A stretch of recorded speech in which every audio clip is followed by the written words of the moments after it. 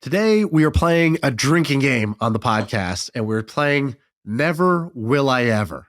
And it's a game where we're talking about all the mistakes that we made when we were selling our company and saying, never will we ever make this mistake again. And if you ever want to sell a company or you've sold a company, if you sold a company, you're going to be able to relate to some of these mistakes, I'm sure. If you want to someday sell your company, it's good to listen to so that you don't have to pay the same price that we did and make these mistakes. So go ahead, grab a drink. We're playing Never Will I Ever. And start sipping on that drink while we tell you about HubSpot, our partner for this episode. Yeah. I feel like I can rule the world. I know I can be what I want to. I put my all in it like no days off. On the road, Today we are talking about how to sell a company. And in fact, we're talking about how not to sell a company. These are mistakes that we made selling our company. So Sam sold The Hustle to HubSpot, and a big deal, sold to a public company. I've had 2 exits now under my belt, and I've sold one to a big company, Amazon, and one to a small group of private buyers. And every time you sell your company, you learn a bunch of lessons, but we're going to make this fun. So if you've ever played the drinking game, Never Have I Ever, we have a new drinking game for you, MFM style, right? This is Never Will I Ever. And Never Will I Ever is a game where we say, never will I ever do blank again, because we made so many mistakes. We made these mistakes so you don't have to. We died so you don't have to here. And if you listen to this, you're going to be a lot smarter when it comes to selling your company. Sam, are you ready to play the game? What are you drinking? What's your drink? I mean, I only have a Green little juice? bit left here, but I got some greens in the morning. I'm looking a little athletic, and I got some greens. Not sponsored, but send me a free box. Yeah, that'll save you $80 a month. Dude, I have a ton of it. I drink it once in a while. It's really hard to stomach for me. You could just drink that plain? I love it plain, and I love that it doesn't taste that great, because to me, I don't want my healthy shit tasting good, right? I don't like my hot people to be funny too. I don't like when things that are not supposed to go together, all right? Like that guy Matt Rife, that comedian? Nah. Too good looking. I'm not watching that special. Number 1 on Netflix? Yeah, No, he's got thank it you. all. Well, you're pretty funny. What does that make you? Pretty ugly. As the world should be. All right. How do we want to go about this? We have a bunch of points here. Which one? Let's start with the most straightforward thing. Okay. Go. So never will I ever. We both have this one. Ignore QSBS. I'll drink to that. Yes. Now explain when you say ignore QSBS. What happened here? QSBS, for those who don't know, I didn't know about it until like a year before I sold. My friend Jack Smith told me about it. QSBS, I'm going to try and state the law here, but it says, so it stands for Qualified Small Business Stock. QSBS protects up to 10x of your investment from long-term capital gains taxes of $10 million or 10x your initial investment. What that means, and a lot of people only pay attention to the $10 million thing. So with QSBS, how long do you have to hold it? Your stock? 5 Is it years. 5 years? Yes. So you hold a small business stock, so a privately held company that's a C Corp, and you have to hold it for 5 years, and it has to be valued originally, or the assets of the company, which is the value, has to be $50 million or less. You hold it for 5 years, and you can save $10 million in capital gains tax. The first 10 million when you sell. So like, let's say you sell for 10, all 10 would be tax-free at a federal level. And many states also honor QSBS, not California, but many states also do. So you could walk away paying 0 in taxes if you sold for $10 million, which is remarkable. Or, and now here's the or part that a lot of people forget. Or you can save up to 10 times your investment, whichever is greater, the 10 times or the 10 million. Now, what that means is, let's say that theoretically you start as an LLC, or you don't have your company isn't valued, but let's say you start as an LLC and you convert to a C Corp. And when you convert, you value your company, and it usually has to be done by a third party, so it has to be reasonable. You value your company. Let's say you're doing 15 million in revenue. Let's say you're doing 20 million in revenue, and you say, great, I think we're a $40 million company. You get a third party that does it. So you can save 10 times $40 million in taxes. $400 million. That's a $400 million tax shield right there. Yes. And I know friends that are doing this. Now, this law, a lot of people don't know about it. it's maybe, besides some of the real estate laws, for tax savings in real estate, it's probably the greatest thing there is. It's better. Better. You think it's better? It's better than real estate because in real estate, you have, let's say, depreciation or the 1031 exchange. These are great, but they're deferrals. Whereas this is not a deferral. This is simply, you just have you have a exclusion on 100% of your gains up to some number. So it is way better than a deferral. It's way better than real estate. I was talking to a real estate guy yesterday and I said, I have the greatest tax thing that no real estate guy has. He goes, what are you talking about? Real estate's the most tax advantage. I said, yes, but you don't have QSBS because real estate is not eligible for QSBS. There's only certain types of businesses can do it. But like Sam's saying, you could stack it. So for example, what some people do, they have QSBS for themselves, but it's per tax return. So you could do it for yourself. You can create trusts for your kids and give each of them equity. And then each trust gets a $10 million exclusion in addition to your own. So you could have, I was joking around with a QSBS guy and he's like, yeah, if you have 3 kids, I can get you 40 million, 50 million in QSBS. And I was like, oh, this kid I have, this next kid, I'm going to have, this is just a walking QSBS shield here. Like, this is awesome. And it used to be that it wasn't 100% But does that mean exclusion. that your kid, were your kids at the age of 18 have say and control over your business? When they're 18, I mean, I think so. exited by then, right? Like, but they're going to have, but maybe not. but they're going to have just a small equity stake. They're not going to get the majority, right? Like, you're just giving them enough so that they have a shield. They have they have less tax. And while they're minors, you control the estate. You can always, Sure. I don't know. I don't think what a lot of people having is like little kids that 18 years later are like succession hostile taking over like the company as they band together. I don't think that's the thing to worry about. And we'll wrap this one up there's a big asterisk here, which is this. I don't like calling it a loophole because first of all, I hate that word loophole because loopholes are good. Loopholes are legal. Like when someone says a loophole, I'm like, oh, okay, but you're trying to spin this negative, but like you're just following the law. Try tying a shoe without a loophole, huh?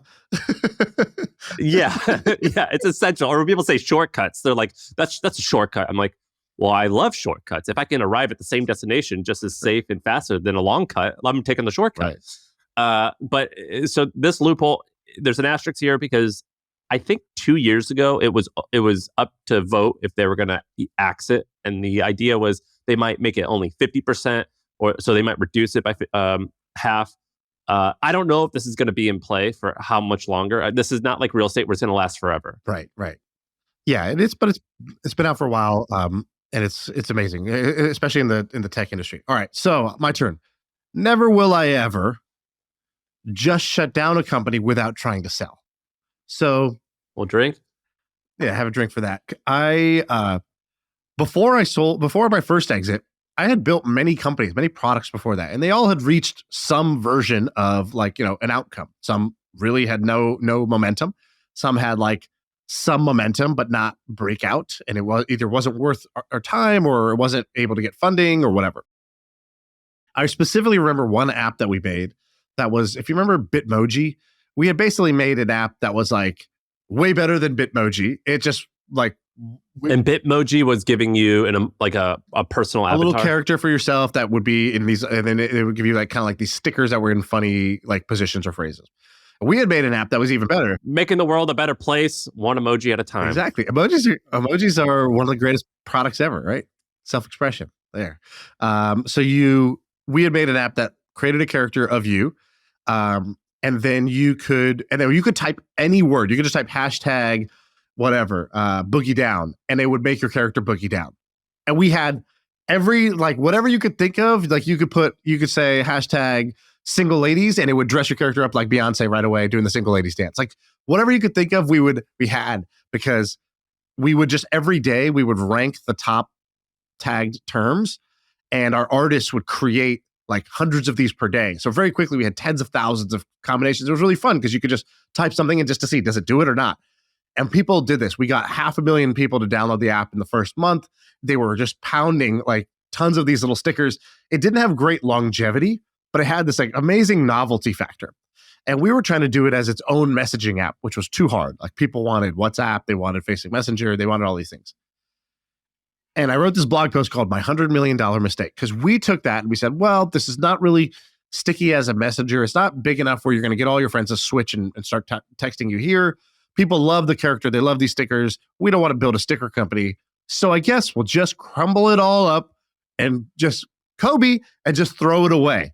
And that was so dumb in retrospect. What we should have done is taken that little app to all of the existing messaging companies and be like, hey, this feature is unbelievable.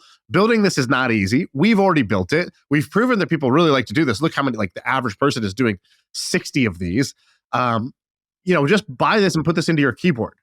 And shortly after, Bitmoji sold for $100 million to Snapchat, doing exactly that because they couldn't make it as a standalone app either. And I have no idea why our instinct was just to just pivot, just turn it off and pivot versus take 30 days and have 5 conversations. Even if it doesn't go through, you owe it to yourself after, 9 months of hard work or a year of hard work and creativity on something. So never will I ever just shut it down. You said we got 500,000 downloads in 60 days and had a brief moment at number 1 on the charts before falling into mediocrity. How much could you have sold this for? Easily tens of millions. Easily. You think so? It either wasn't going to sell at all because there's only 8 buyers for this. There was 8 messaging apps that were major at the time. It was Line and Kik and WhatsApp and Facebook Messenger and Snapchat. There's there's 8 players that could benefit from something like this. And either it just wasn't going to sell at all, but that's actually unlikely. There's a price. There's a kind of a price for every buyer. The hard part would have been our team wouldn't have wanted to go with the acquisition.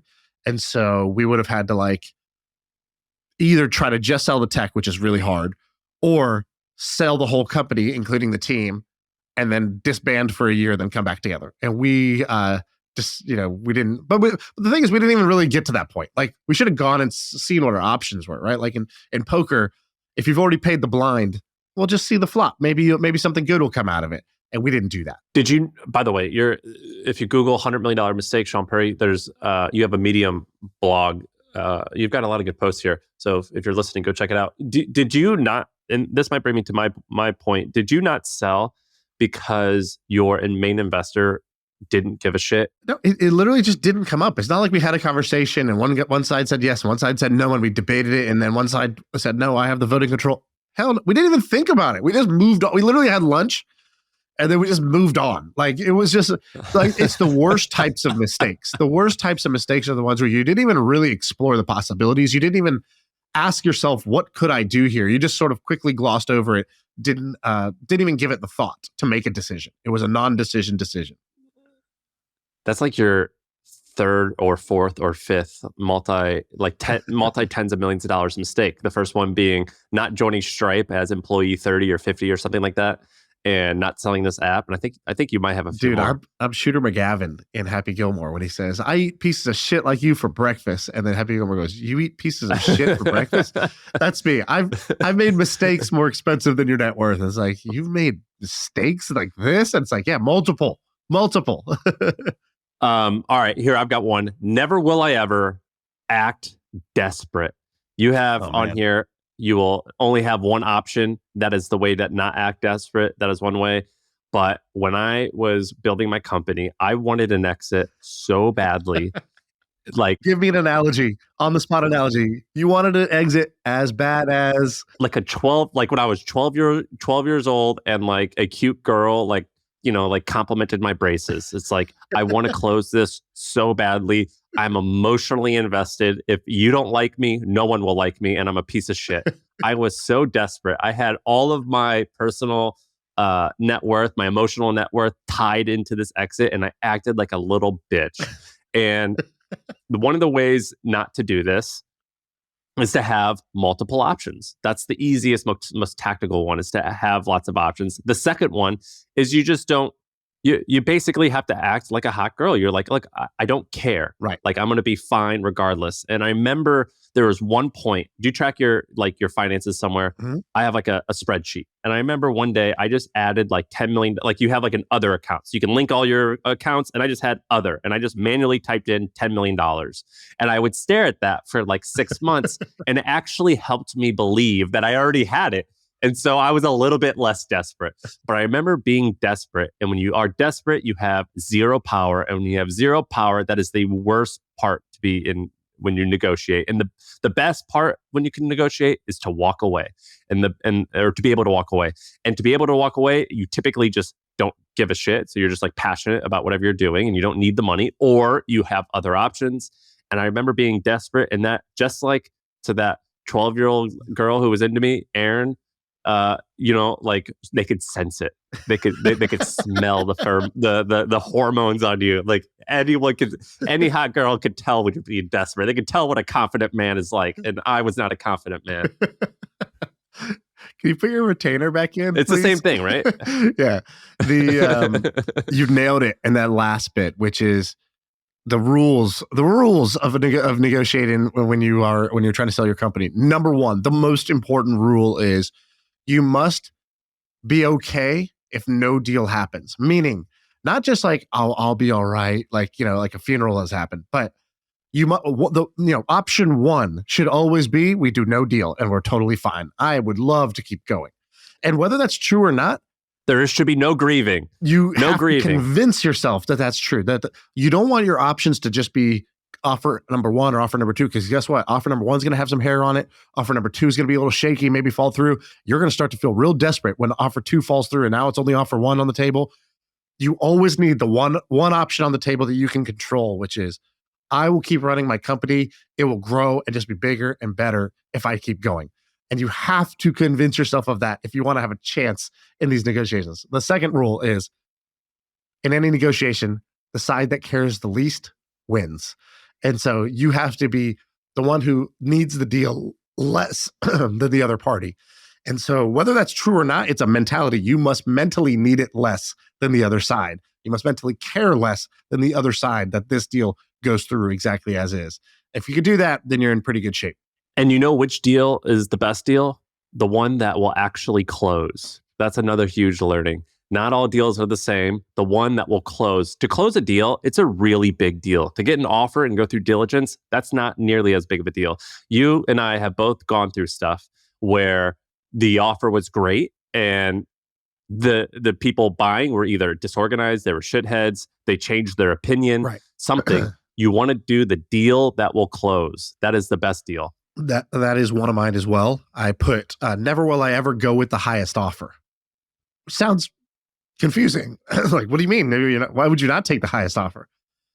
You want to take the best offer, not the highest offer. And the best offer and the highest offer have a lot of differences. One of the differences, what you just said, likelihood to actually close. Will they do what they say they do?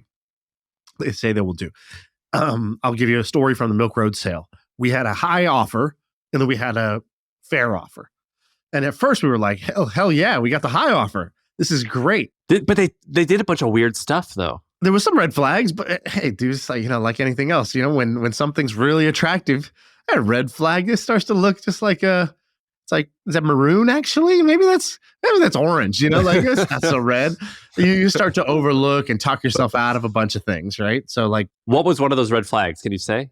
They had a lawyer that would jump on the call that refused to ever turn his camera on, had no LinkedIn, sent us a document that was like the term sheet that was like, our lawyer was like, there's no way a lawyer wrote this. And we were like, okay, it's probably not good that their lawyer's not a lawyer, but we don't understand also why they would not have a lawyer. It's like, it's this guy's friend.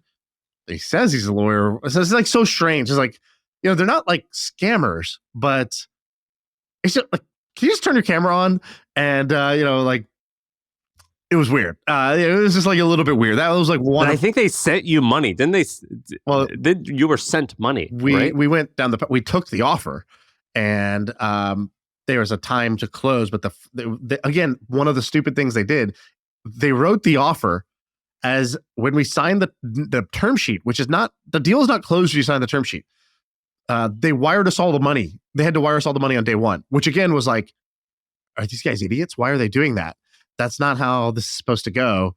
But we were like, well, I guess we're getting money. So like, what do you know? And it was during that kind of closing period that we started to get a little sketched out and said, look, I don't think this is the right deal for us. Maybe we should just go back to options one. We'll just keep running our company. We don't have to do this deal. So we wired back millions of dollars voluntarily because we had made the mistake of going with the highest offer first. And the best offer is a combination of it's likely to close. I'll tell you a funny story about that. The people involved are high quality and they're people you want to be around because it's not a sort of hit it and quit it. You're never going to see these people again. Like business, even if your deal is kind of like you walk away clear, like, I don't know, the business world is actually kind of small. You run into people, they now own your company, your brand. Like you don't want it in the wrong hands. You'd rather do business with great people who you might do more business with in the future, which is what we ended up doing. So the best offer is different. Now, let me tell you a story about likelihood to close. So we get this high offer and we're comparing the high offer with the fair offer. And I call Balaji. And people know Balaji, he's one of the smartest people on earth. So I call Balaji and I said, Balaji, what would you do if you were me? And he's like, well, that's a higher offer. But let me ask you a question. Of course, like intelligent people can get to the heart of the issue right away. Like he just like a metal detector, just knew. And he goes, are you negotiating these on the same time scale? And I was like, I don't know what that means. He's like, who did you talk to first? And how long have you been talking to them? And how long have you been talking to the high offer? I said, well, I've talked to the fair offer way earlier. We've negotiated it, renegotiated it. They've done diligence and the high offer is new, blah, blah. He goes, oh, okay. So this is not the real offer. And he's like, you need to apply a discount. And I said, well, what do you mean? And he's like, well, you don't know if this deal is going to close. You don't know if this number is going to stand. You don't know if they're going to change their mind. They said, this is all fresh. And a fresh deal is not the real deal. And so he's like, you need to just mentally apply some discount factor for if this even is going to be the final offer that gets sent to your bank account.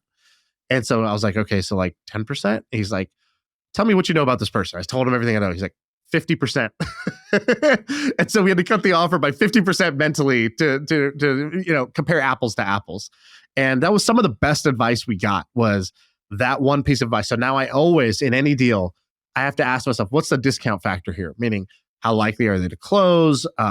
Have they done all their diligence yet? Have we already had the deal? Have we already negotiated this to a stalemate where kind of both sides feel like they've gone as far as they're willing to go?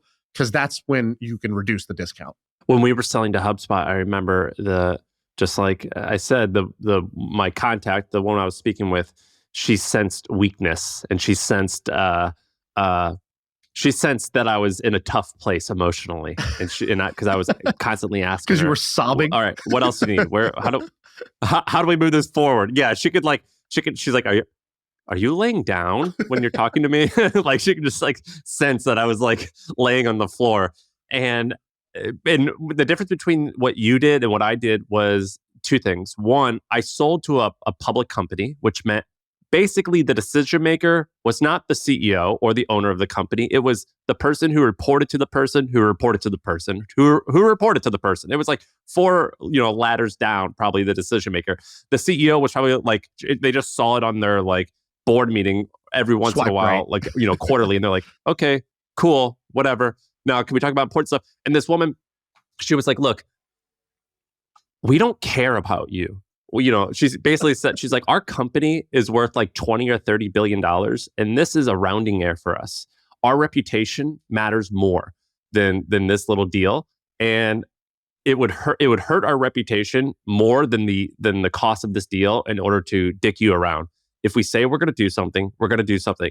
Now shut up and relax. That's basically like what she was saying to me. And I remember feeling that I was like, I feel so much better.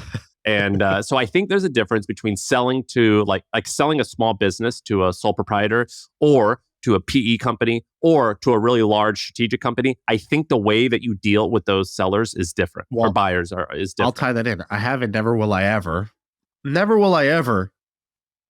assume the person I'm talking to is the person who's buying my company. So this is when we sold to Twitch, which is owned by Amazon. I'm talking to Corp Dev. It's very easy to think, I'm assuming you're talking about somebody in Corp Dev? Yeah, in Corp Dev. This lady was wonderful. She was like my therapist for 3 months. Right. And Corp Dev is very helpful. They're the router, they're the project manager of any acquisition, but they are not the decision maker. And actually, the thing you described, I actually think is not that true. Meaning, I actually do think there is a decision maker. They are pretty high up. It's either the CEO or it's the VP or the SVP who runs or somebody in the C-suite who matters to sign off on a transaction Right. of a multi-8-figure transaction. It's actually not. The decision actually does ladder up, but by design, these companies design it so you're never actually going to get to talk to that person because they need good cop, bad cop. They need the person whose job is it to move the transaction along or find out information. And then that person can't actually be the one who's negotiating with you. They're going to be like, cool, I'll go back and find out. And those layers of bureaucracy are actually a huge negotiating advantage that a startup typically doesn't have, unless you're working with bankers and whatnot, where you do have an intermediary that's able to do that for you. And so one of the most important things you got to figure out is who's actually buying this company. It's not a company that buys a company. There is a person in a company who needs something for their job. And you have to figure out who is that person and what is the fire under their ass. What is the thing that, are they in trouble for their job and they need to do something because the competitor is getting ahead? Are they super strategic and they had a dinner with somebody and they had an epiphany and now they're Steve Jobs, they're a visionary and they're trying to make that vision come true? You need to fit that story. You have to figure out who is that person in the company and what is the fire under their ass if you want to have a chance of being able to sell a company, because you're selling to that person, that champion alone, not to a multi-billion-dollar corporation. Right. And so the buyer really matters and understanding what motivates them. A lot of times the people in corp dev, they just want to keep their jobs and they want to look good. And so as the seller, you have to sell a company and you have to make them look great. You have to make it easy for them to look wonderful. You have such different incentives. They are just trying to not fumble the bag. You are trying to get your first bag. And you are going to behave totally differently and you're going to value different things. And if they ever said to me something like, oh, this is kind of a rounding error, or we're huge. This is a small piece of it. I'd be like, cool, round up. The price just went up 10 million then, right? If this money don't matter to you, it matters every dollar of this matters to me. And so maybe we have the price wrong actually then. Let's get the price right before we continue. All right. That is, and by the way, you saw this. We just renegotiated our deal with HubSpot, and without going into the the guts of the details, everything mattered. And you saw how I approached that. Me and you have very different approaches to negotiation. What did you see or describe that? So this is like a Midwestern values thing, which is if I order a steak and you send me out a pizza, I'm just gonna shut up and eat it, and I ain't gonna complain. The way that you did, this steak tastes different. Yeah. I love my steak with mozzarella and pasta sauce. This is exactly how I like it. You handled it differently, and frankly, I that was an example when I learned from you. I think you said something great. You said, "Whoever can be most uncomfortable will win," and you needled these fucking guys for everything. And in my head, I was like, "What? Why? Who gives a shit?" And you're like, "This word needs to be that." And I'm like, "What are you doing?" And you were like, "It all matters. It all is really important." And frankly, you got your way, at least for the big important stuff. And when you got your way, I got my way too. To get the negotiation done, both sides have to get their way, but you have to figure out what really matters to them and what really matters to us. And those two things are not going to line up. And you need, like Sam Altman, he's all in the news right now, and he said something great about negotiation. He goes, "I am not interested in binary negotiations. There's nothing interesting there. Where it's just a number and you want it to be lower and I want it to be higher. That's just a tug of war. That's that's not interesting. That's not a sport. It's like slap fighting versus MMA, right? Like the slap league is literally just one guy standing there with no defense and one guy's going to slap him as hard as he can. It's kind of interesting to see, but it doesn't have the same, it's not as satisfying to the sophisticated barbarian like us who likes, UFC instead. And so, the sophisticated barbarian cares about a non-zero sum negotiation. And so it's like, how do I give them what's that want? French word? Je ne sais quoi. What is that? What is that, Ari? Am I saying that right? There's an art there. And so you have to figure out what are the things they really care about that I only kind of care about? What are the things I really care about that they only kind of care about? How do we all get what we want in order for this to work? But you're right that I was willing to be more uncomfortable than you or maybe most people, just because, I don't know, this is our baby and this is like one line item for them, but this is like the basis of what we do, and it has potential to be like such an awesome part of our lives. Like, I have to get this right. This is my kid. It's like, my kid versus, how when they go to school, how a teacher's going to treat my kid. Like, they care, but not the same way I do about my baby, right? It's different. There's levels to that. And so, the party that's willing to be more uncomfortable generally will win. Or the way my dad taught me was the more stubborn person wins in any negotiation. Can I tell you a dad negotiation story? Yeah. So I worked with my dad for about 9 months, I think, in my life. And I'm really happy. But your dad does everything, right? He's like he does projects. He started as an engineer, lowly engineer, and he has like, he is like Office Space or like a Dunder Mifflin or something. Like, he was sitting in his cubicle and he kept getting patents. So his wall had like 22 patents on the wall, but his salary stayed the same. And he's like, how come like, this, like, the guy who dresses up nice, he works with me for 6 months. I get this patent. He gets promoted. I stay here. Like, wait, am I in the wrong job? So it took him 10 years to figure that out. He's like, maybe I should move to the business side. He works at BP for like 30, 40 years. And he finally like leaves, and then he started doing more entrepreneurial things. One of which was, we both worked together in this company in Australia. And, when we were working there, I got to see my dad in action. And like, it's so funny. Like, you see your dad at home, and dads at home are just like these like totally different creatures when they're like done with work for the day.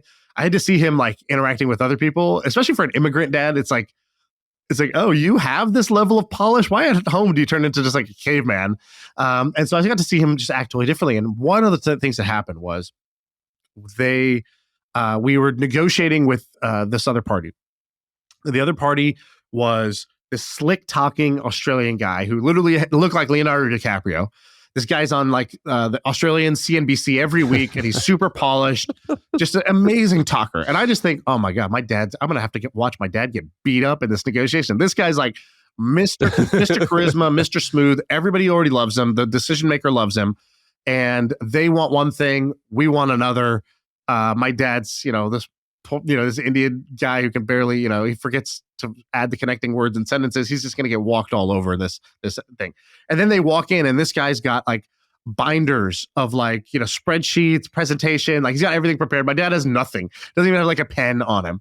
And that guy makes his case first. He kind of passes it around. He's like, here's what I think we should do. And I want to run the project, and give me the funding. And here's what we're going to do with it. It's going to be great.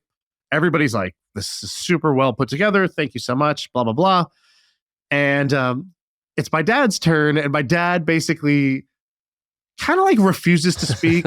And then he starts to speak, and I'm like, where's the logical argument? He's not like using any logic. He's just saying, no, I'm not doing that. I want to do this. And I'm not doing it if we're doing it that way. And then they're like, but Raj, we have like, this plan. It makes sense. Look, I know you're not getting the exact equity you want. You're not getting to run it, but like, this guy will run it, but this makes sense, right?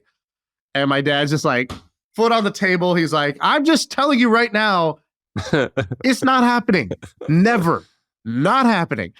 And I'm like, what are you doing? Like, you're not even backing up your words. You're just saying no. And you're just refusing. You look like such a stubborn idiot. And he just acted the fool for like an hour. And they were like, this is going nowhere. And they walked out. And I was like, dude, you blew it. And he's like, no, that went perfectly. And I was like, what do you mean? And he's like, oh, I could never compete with that guy. He's like, super charismatic, and he has all the facts on his side. I was like, so what's your plan is what? He's like, oh, I'm just going to, the most powerful word in any negotiation. No. He's like, I'm just going to say, no, I'm not doing it. I'm not doing it that way. And I don't need to explain why I'm not doing it. And actually, I'm offended that it's going this way. I'm pissed off. And actually, I might blow this whole thing up. And he's like, I only have one piece of leverage, which is that they need me to play along in whatever we're going to do here. Like, it's going to be hard for them to replace me in this thing. So I'm just going to say no. And I learned so much that day. He told me, he goes, the more stubborn guy in the room. Did they come back? Yeah, of course. Did they come back? They came back. And in fact, the exact opposite happened. By the end of the whole thing, we negotiated this deal.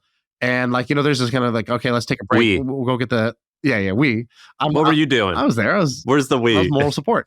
And they leave the room to take like a break, or they're printing out the papers or whatever. And my dad turns to the middleman guy. He goes, so what do you think? He goes, I think we're playing poker, but all the chips are on your side of the table now.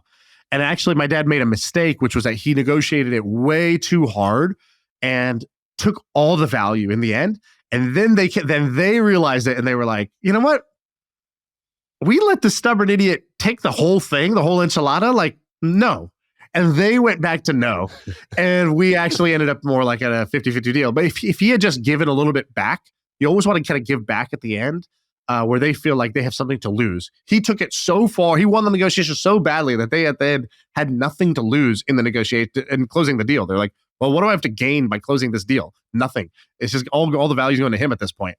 And so he had taken a little too far. But I'll never forget that idea that, in any negotiation, it is That's not amazing. the side that has the better argument or the more logic. It's whoever has more leverage, number one. And then within that, that's like the substance. And then you have the style. And the style is whoever's a little more stubborn and a little more crazy, a little more irrational, that is to your advantage in a negotiation. We got to have your mom and dad on the pod, I think. We've heard a lot of stories about them. All right, we'll do one or two more. Here's a really easy and simple one. Never will I ever be disorganized. And I'll give you an example of that.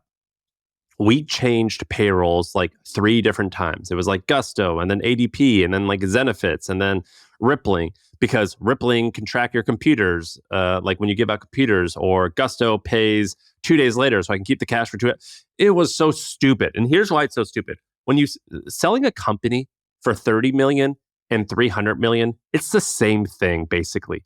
As in, a lot of times when you sell a business, let's say, I don't know what that threshold is. It could be 10 or 15 million. But when you sell a company for 300 million and 15 million, they basically give you this Excel sheet and it has 5 pages, and each page has literally 50 bullet points, and each bullet point is a big deal. For example, one bullet point will be under the HR tab, and it will say, show me the payroll for the last 5 years, or show me every contractor you've ever hired.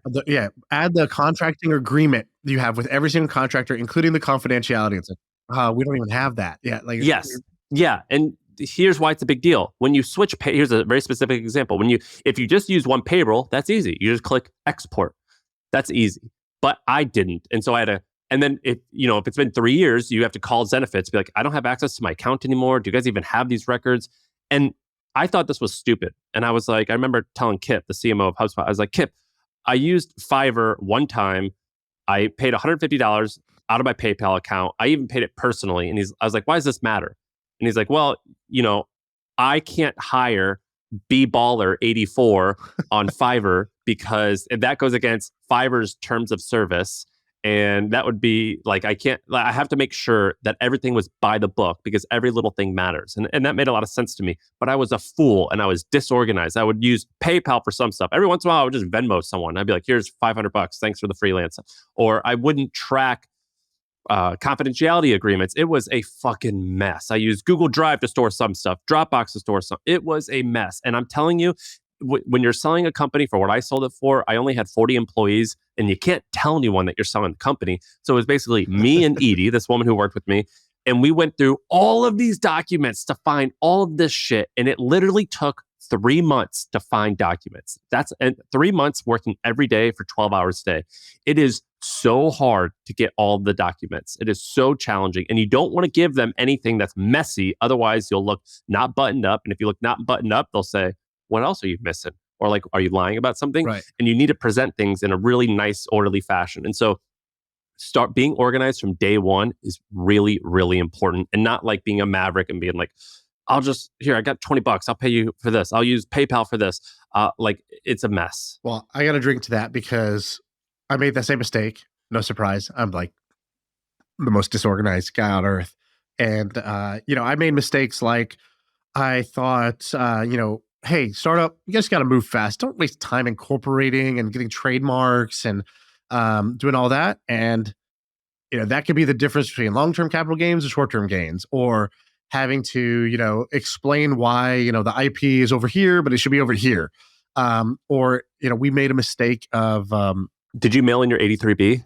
1 year I did. And for one company, I just didn't do it. And I was like, oh, I got to go to the post office, and I just didn't do it. Now, luckily that company failed and I didn't have to pay the price of that. But the 83B election, basically, but if anybody doesn't know, is like you can basically get shares in a company and you can tell the IRS, hey, tax me now this year on the gain of these shares. because I'm going to exercise them now. And it's like $100. I'm going to exercise these shares now. Tax me now. So it's like the original strike price was 1 cent, and then they're valued at 1.5 cents. And so you're like, tax me today on that gain, so that I've exercised the shares at this price, so that when I sell, I don't have to pay this huge markup on the exercise of the. And you only have like 30 or 60 days to mail it in, and you basically literally have to write a letter. Is it 90 days? You have to write a letter, and you want to like postmark it, and then you want to like you write in the letter like, send me a receipt of this. Right. It's like a really manual process, and you're like, dear IRS, please send me proof that you received this, and you have to store that in your records in case you all ever get audited. And I think now there's I think there's some automation around this, but yeah, I was messy about that. I had this great meeting when I wanted to sell my company. I didn't know how. And I went and I met with 5 people who had sold multiple companies. And I was like, okay, hey, I don't know what the fuck I'm doing here. Can I explain to you what I'm currently doing? And then you tell me what I'm doing, which parts, point out the dumb parts. Okay. Can you do that? Because I was like, if I just ask you for your advice, who knows what you'll say. But if I draw you a picture of what I'm doing and you can point to the ugly part, that'll help me. And so that's what I did. I had lunch with this guy, Fuad, and he's the CEO of this company called Array now. And he sold like 5 companies or some shit like that. And he pointed out 2 mistakes that I was making. Number one, he goes, he's like, oh, wow, you got like, okay, you have an actual offer on the table? And I was like, yeah, dude, it's been so hard, such a long road, even though it only been like 40 days, but I was like, dude, it's just been ups and downs, but finally we're here. And I was talking like I arrived at some destination. And he just looked at me, he's like, this is not over. Actually, you just reached the starting line. Now it's time to sprint. And I've repeated that advice to so many people of now it's time to sprint, because so many times this happened. Let's say you're fundraising for a company and you've spent 3 months trying to fundraise. You finally get money in the bank and you're so happy, you're so satisfied. Your whole body just wants to relax. And it's like, oh, welcome to the start of the race now. Now it's time to run. You ready to run? Yeah, and like the work starts. Especially true when it comes to closing M&A. It's like when you have the offer. And what a lot of people don't realize is it takes, from getting the offer to actually getting the money, that can take 6 months. That could take, exactly. For me, it took, they emailed me in September or October. I got paid in February. Yeah, exactly. 3 months, 6 months is very common. And so that's the time to sprint the hardest. The second thing he said was, he goes, show me your data room. And I was like, we have a Google Drive, but like it's kind of messy right now. And he goes, you're selling your company. Think of it like a product on Amazon. How does Amazon sell a product? I'm like, there's like a page and a one-click buy. He goes, exactly.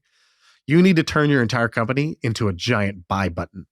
And I was like, what is that? He's like, you need to like answer all the questions now, get it all organized now, put it all in place now, so that when they look at this stuff, they are ready to one-click buy. If the more questions they have to ask you, the more you have to go dig stuff up, the more half or incomplete information you have to give them, the more reasons that this deal could fall apart. Turn your company into a giant buy button. That's the other advice I've given, which is like, what are all the ducks I can line up here so that this just becomes a easy to understand, easy to consume, process for them. And like, it was the one, 30-day period of my life where I became Marie Kondo. I organized the shit out of my company. I took everything. I was like, look, this needs to be bulletproof. And I'm so glad that I did, because it was extremely necessary. Do you want to do one last one?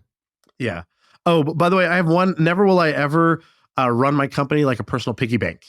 So I made this mistake before, and I have a story of a friend of ours who made this mistake before.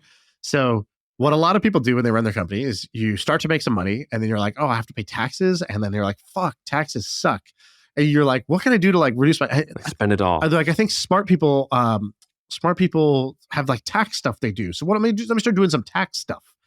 I was like, okay, what's the tax stuff? And they're like, oh, let me like we talked to a guy recently that was like, oh, I created my own captive insurance program, and then I bought this property that we're using as like a office. And I'm like, what are you doing? You're just trying to save like 200 grand of taxes. And what you're doing is actually you're ruining your books. So like when I looked at his business, the business looked like it had no profit. And he's like, so happy that he's has this like shitty net profit margin, because in that year it saved him on taxes. But the reality is, if you're building a company that you want to sell, You need to take some short-term pain of having clean, simple books that you pay, legit taxes on in order for you to have a big exit at the end, because they're going to see a track record of multiple years of solid profits that you're going to sell in the end, right? Like that is just generally better. There's of course exceptions to both cases, but like generally that is a better approach. And if you don't want to sell, there is like a bullshit category on QuickBooks that you can put stuff into, but that is not ideal if you're trying to sell. Yeah, exactly. If you're trying to sell, you want to be able to show a track record of success, and versus like, I had a friend who would go to the bank on December 30th and take out a bunch of cashier's checks that they were going to use to pay vendors. And it's like prepay vendors for the next year. And then the next year, they're like, I want to quit this vendor, but I've already prepaid them. Or they'll like take 2 of the checks that never even paid and then put it back in the bank a month later and hope nobody notices. It's like, dude, just don't do this shit. Like, don't treat your company like a personal piggy bank if you want to sell this someday, because nobody wants to buy your hot mess. And I think it's and you can't undo that. You can't really unwind that. These are like, it's in the history books. Every year that you're doing that, you are kind of like you're adding a bunch of asterisks to your own books that like you need a buyer who's willing to go and do a bunch of ad backs and try to figure this out in order to feel confident that they should buy this business. When Dave Portnoy sold, he sold Barstool Sports a couple of times, but the first time he sold it, he was like, I was an idiot. He's like, I owned a racehorse that I bought through Barstool Sports.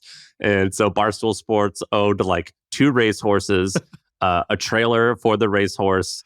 They owned like the house I was in. Like he said all this stuff that the business owned. And he's like, we got docked so hard. 3,000 liters of gin that we acquired. Like, yeah. And that's what he said. He's like, Chernin didn't want to buy like Skippy the racehorse. But the business owned it. And it was really hard. When he first sold that business, he sold the first portion of it. And at the time, Barstool was a big deal. He only sold it at a $15 million valuation. Crazy. When it was worth way more than that. And it's probably because he was just sloppy.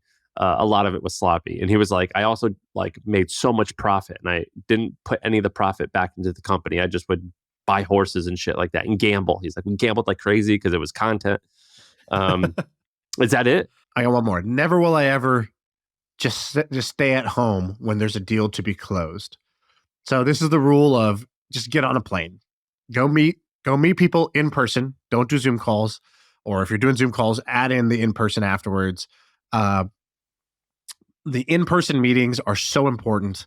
I'll tell one story, which was just a deal we closed recently. One deal that we didn't close that I got on a plane for, and for me, the running joke on the spot is I don't leave my house, and that's true. I really don't leave my house. I don't like to do that. I got little kids, and I don't know. It's for our family life. It's very disruptive to travel if I leave the house for like 5 days or whatever. But I did for this one deal. The deal didn't go through, but I could sleep easy at night because I'm like, I did everything. Like I made multiple offers on this deal. I got on the plane. I met them in person. Like, we did everything that we could do. We did what was in our control. With a deal that we just recently did, the other party was like, cool. Like after the initial conversation of interest, they were like, cool. We'd love to just next chat. We'd love to do it in person. I'm happy to fly out to you wherever you are. Let me know which day works. I'll fly in same day, fly out same day. It'll be easy. And I was like, I respect this person and I trust doing business with this person because they understand this principle of like, you just got to get on a plane and you got to go meet somebody and you should be willing to do that. When we sold the Milk Road, I had a similar situation where we, remember I told you about the high offer and the fair offer. We had said no to the fair offer, took the high offer, then regretted it. So we went back to the fair offer months later and we were like, I was like, you know what? I want to see what those guys are up to and see if there's a deal to be done here. And I kind of called or emailed. And it was sort of like, we just had like a quick, I texted, I think. And it was like, really wasn't an opening. But I was like, hey, I'm going to be in the city tomorrow, for my niece's soccer game. So I was like, I'll go see my niece's soccer game, but I'm really doing this to meet you. But I made it sound to him like I was going to the soccer game. And I was like, we'd love to catch up. He's like, yeah, great. Let's do it. And so we drive into the city. Car breaks down on Van Ness. And my car literally just shuts off in the middle of the road. Your car breaks down? The car literally shuts off. I don't know what happened. The car stopped driving. And I and the momentum to let me just get it to the side of the road.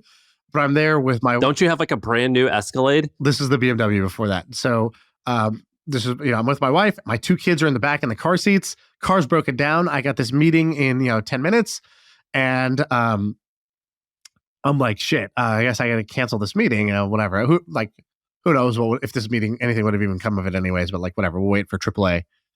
And my wife is like, no, you got to go. You've been telling me all morning how this is an important meeting. Like, you think that you have a feeling that you could be able to get this deal back on, like, go. And I was like, I'm just not going to leave my wife and kids on Van Ness in the middle of San Francisco in a broke down car. And she's like, just go. We'll be fine.